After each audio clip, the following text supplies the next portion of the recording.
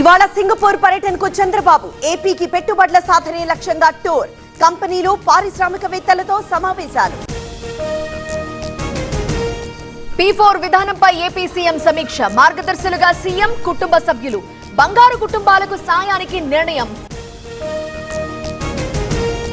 దేశమంతా కులగణన చేయాలన్న మంత్రులు, కేంద్రం సహకరించడం లేదని ఆరోపణలు, ఆమోదించకపోతే పోరాటం తప్పదన్న పొన్నం. బీసీలకు అన్యాయం చేసేలా కాంగ్రెస్ చర్యలు, ముస్లింల కోటాని 10% పెంచుతున్నారు, నిజమైన లబ్ధిదారులకు నష్టమన్న కిషన్. కంచగచ్చిబౌలి భూములపై సంచలన వ్యాఖ్యలు, తనఖా వెనుక సీఎం రమేష్ ఉన్నారన్న కేటీఆర్, ఫ్యూచర్ సిటీలో కాంట్రాక్ట్ దక్కిందని ఆరోపణ. గోవా చేరుకున్న అశోక్ గజపతిరాజు, గవర్నర్ గా ఇవాళ ప్రమాణ స్వీకారం, కేంద్ర మంత్రి రామ్మోహన్, టీడీపీ ఎంపీలు హాజరు. ఈ world IVF day OSS wheel of hope తిప్పండి, ఫ్రీ ఐవీఎఫ్ గెలుచుకోండి. హైదరాబాద్ క్రికెట్ అసోసియేషన్ కీలక నిర్ణయం, హెచ్సీఏ అంబుడ్స్మన్ గా retired judge Suresh Kumar, ethics officer గా రిటైర్డ్ జడ్జ్ భాను కొనసాగింపు. హెచ్ఎండిఏ మాజీ డైరెక్టర్ బాలకృష్ణ ఇంట్లో సోదాలు, కీలక పత్రాలతో పాటు 72 లక్షలు స్వాధీనం, బినామీల పేరిట భారీగా ఆస్తులున్నాయన్న ఈడీ. తీరం దాటిన వాయుగుండం, కోస్తాతో పాటు తెలంగాణకు వర్ష సూచన, 3 రోజుల పాటు వానలు కురిసే అవకాశం.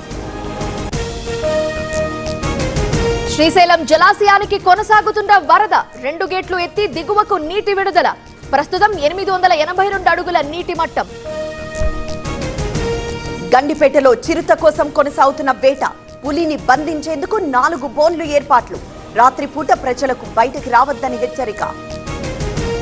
మొన్న భువనగిరి, ఇప్పుడు సూర్యాపేట, లింగ నిర్ధారణలకు అడ్డాగా ఉమ్మడి నల్గొండ, మెడికల్ షాప్ ముసుగులో లింగ నిర్ధారణ పరీక్షలు.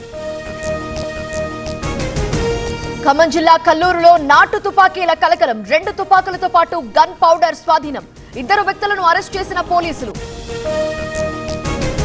మన్యంలో ఆదివాసీ సంఘాల ర్యాలీ, మంత్రి సంధ్యారాణి ఇంటి వరకు సాగిన మార్చ్, కొచ్చియా సమస్య పరిష్కరించాలని నినాదాలు. బందర్ ఆర్డీఓ ఆఫీసులో ఏసీబీ తనిఖీలు, 40,000 లంచంతో దొరికిన అధికారి త్రినాథ్, ల్యాండ్ మ్యూటేషన్ లో లంచానికి డిమాండ్. ఒడిశాలో డిప్యూటీ రేంజర్ ఇంట్లో సోదాలు, 1,44,00,000 నగదు స్వాధీనం, 4 గోల్డ్ బిస్కెట్లు, 16 గోల్డ్ కాయిన్స్ సీజ్. కులగణన చేసే వరకు విశ్రమించను, ఆర్ఎస్ఎస్ దేశానికి పెద్ద శత్రువు అన్న రాహుల్, మోదీ దగ్గర షో తప్ప దమ్ము లేదని కామెంట్. 28, 29 తేదీల్లో ఆపరేషన్ సింధూర్ పై చర్చ, పార్లమెంట్ లో 16 గంటలు కేటాయింపు, ఉభయ సభల్లో ప్రధాని మోదీ ప్రసంగం.